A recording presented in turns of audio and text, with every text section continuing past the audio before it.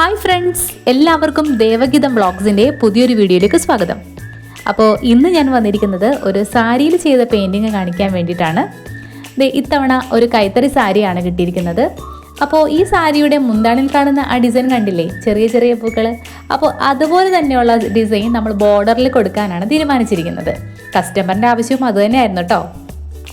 അതിനുവേണ്ടി ഞാൻ പേപ്പറിൽ ഒരു ഫ്ലവർ വരച്ച് അതിനെ കട്ട് ചെയ്തെടുത്തിട്ടുണ്ട്. എങ്കിൽ മാത്രമേ നമുക്ക് എല്ലാ ഭാഗത്തും കൃത്യമായ സെയിം അളവിലുള്ള ഫ്ലവർ കിട്ടത്തുള്ളൂ. ചുമ്മാ അങ്ങോട്ട് നോക്കി വരച്ച് കഴിഞ്ഞാൽ ഒരു പക്ഷേ വലിപ്പം കൂടുതൽ വരാനും അല്ലെങ്കിൽ കുറവ് വരാനൊക്കെ സാധ്യതയുണ്ട്.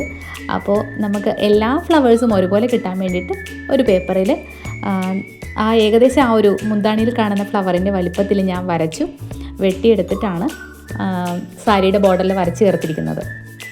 ഓരോ ഫ്ലവേഴ്സും ഏകദേശം 5 ഇഞ്ചോളം ഡിസ്റ്റൻസിലാണ് ഞാൻ വരച്ച് ചേർത്തിരിക്കുന്നത്. അധികം ഡിസ്റ്റൻസ് കൂടിക്കഴിഞ്ഞാൽ നമ്മൾ ഫ്ലീറ്റ് ഇടുമ്പോൾ ഒരു പക്ഷേ ഫ്ലവർ കാണാതെ പോകും. അപ്പോൾ അതുകൊണ്ട് ഏകദേശം എല്ലാ ഫ്ലവേഴ്സും കാണത്തക്ക രീതിയിലാണ് ഞാൻ വരച്ച് ചേർത്തിരിക്കുന്നത്. അതുപോലെ ശ്രദ്ധിക്കേണ്ട മറ്റൊരു കാര്യമുണ്ട്.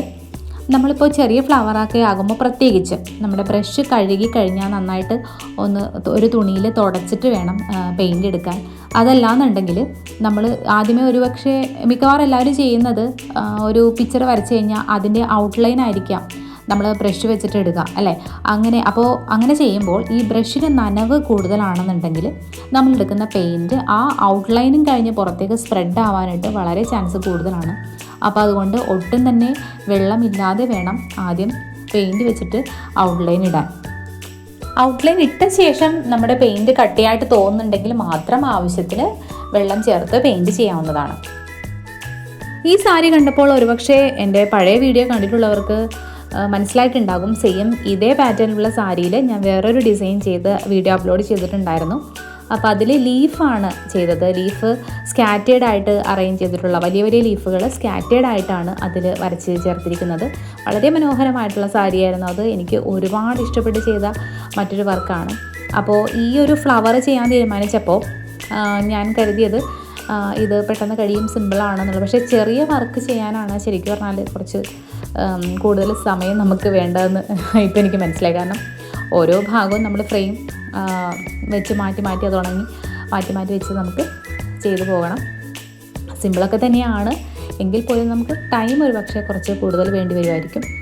അപ്പോൾ ഗ്രീൻ കളറിൽ ഞാൻ ഓരോ പെറ്റൽസും കളർ ചെയ്ത ശേഷം അതിനൊരു കറക്റ്റ് ഒരു ബോർഡർ പോലെ ബ്ലാക്ക് വെച്ചിട്ടും ഒരു ഔട്ട്ലൈൻ കൊടുക്കുന്നുണ്ട്. അപ്പോഴാണ് അതിനൊരു പെർഫെക്ഷൻ നമുക്ക് ഫീൽ ചെയ്യുള്ളൂ.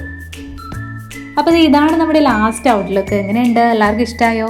ഇഷ്ടമായാൽ ലൈക്ക് ചെയ്യാനും കമൻ്റ് ഇടാനും മറക്കല്ലേ. അപ്പോൾ ഇതുപോലുള്ള വർക്കുകൾ ചെയ്ത് കിട്ടാൻ ആഗ്രഹിക്കുന്നവർ, വസ്ത്രങ്ങൾ ഏതുമാകട്ടെ ഏതായാലും ഇതുപോലെ പെയിൻറ് ചെയ്ത് മനോഹരമാക്കി വ്യത്യസ്തരായി നടക്കാൻ ആഗ്രഹിക്കുന്നവരുണ്ടെങ്കിൽ കോൺടാക്റ്റ് ചെയ്യുക. ഓൺലൈനായിട്ടും വർക്കുകൾ ചെയ്തു തരുന്നതായിരിക്കും.